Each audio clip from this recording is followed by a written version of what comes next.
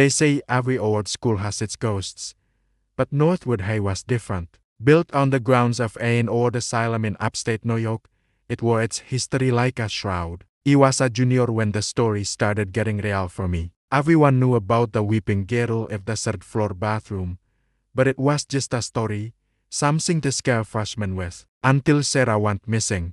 She was last seen heading to that very bathroom. The police searched, but it was like she vanished into thin air. A week later, a few of us from the school paper decided to investigate.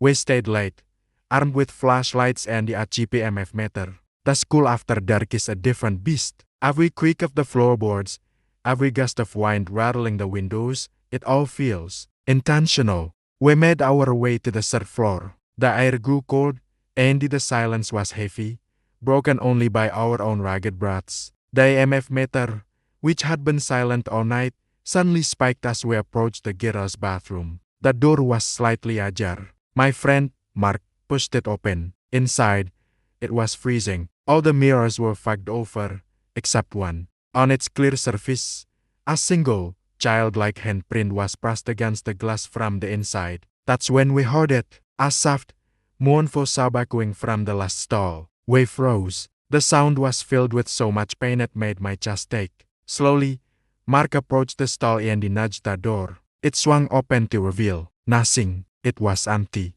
But the sobbing continued, now seeming to come from all around us. Suddenly, the lights flickered violently, and a girl's whisper filled the room, seeming to come right from behind my ear. He's still here.